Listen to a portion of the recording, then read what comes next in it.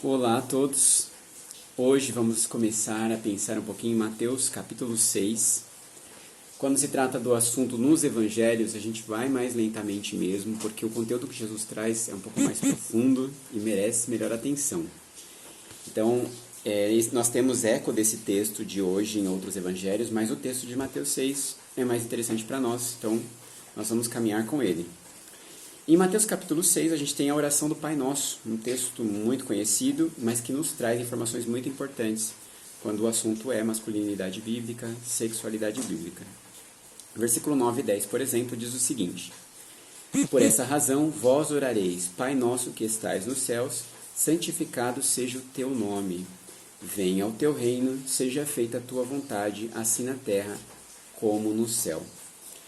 Logo de cara, logo no começo da oração, a gente já tem o seguinte conceito: Deus é o Rei, Ele é santo e a vontade dele deve ser feita aqui, como ela já é feita nos céus. Quer dizer, nós estamos aqui como cidadãos do reino dos céus, vivendo no padrão dos céus, desde já, fazendo com que a vontade de Deus se estabeleça aqui entre nós, como ela já acontece perfeitamente no céu. Então, essa é a primeira parte da oração do Pai Nosso. E ela abarca muitas coisas, mas inclusive viver nossa masculinidade, viver nossa sexualidade no padrão do reino de Deus, no padrão eterno. Logo depois, a gente vê o versículo 11, diz assim: Dá-nos hoje o nosso pão diário. E aí nós temos esse versículo dizendo que nossas necessidades são supridas em Deus. Claro que ele fala do pão diário, mas a gente está falando de tudo, todas as necessidades, todas as vontades, todos os desejos. Lembrando que a gente já acabou de falar que a vontade dele tem que ser feita entre nós, como já é feita no céu. Além disso, ele está reforçando que ele nos supre naquilo que nós mais precisamos. Então o que nós temos? Vontades e necessidades são supridas por Deus, do jeito de Deus.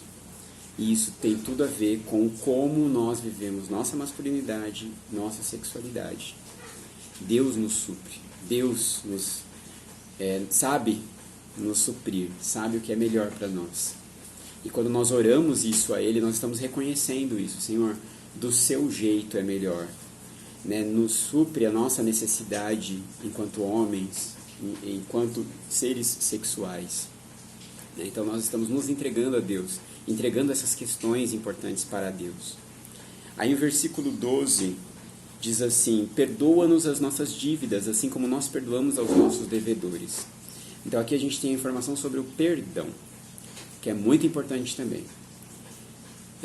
Mergulhados no mundo de pecado, nós nos entregamos a Cristo porque sabemos que é nele que encontramos perdão. E muitas das vezes o pecado que nos destruía, que nos controlava, era um pecado que agredia a nossa masculinidade, que destruía a nossa sexualidade. Então nós encontramos em Deus esse espaço de perdão. E por isso, por receber esse perdão de Deus, que restaura a nossa vida, nossa masculinidade, nossa sexualidade, a gente também vê nesse ponto da oração algo interessante. Eu também tenho misericórdia de outros, eu também perdoo outros, eu trato os outros com a graça de Deus.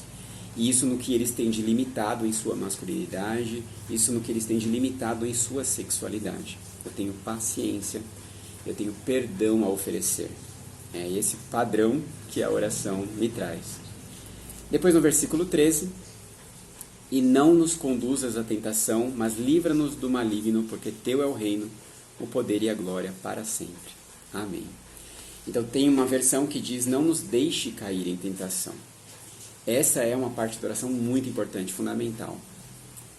É clamar a Deus que não nos deixe ser consumidos pelas tentações que querem destruir nossa masculinidade, destruir nossa sexualidade. Jesus está nos ensinando isso aqui. Peça ao Pai que os livre da tentação, que os ajude a lidar com a tentação e ser mais forte que a tentação. E também, esse versículo nos traz uma informação muito importante. O maligno está por trás disso. Então existe toda uma situação espiritual, entidades espirituais interessadas em nos destruir em nossa masculinidade, em nos destruir em nossa espiritualidade, em nossa vida como um todo, e inclusive na nossa sexualidade. Então, clamar a Deus por isso. Deus nos livra das tentações, nos livra dessa obra arquitetada pelo inimigo para nos destruir. E a gente percebe que existe sim uma obra imensa arquitetada para destruir a masculinidade e a sexualidade.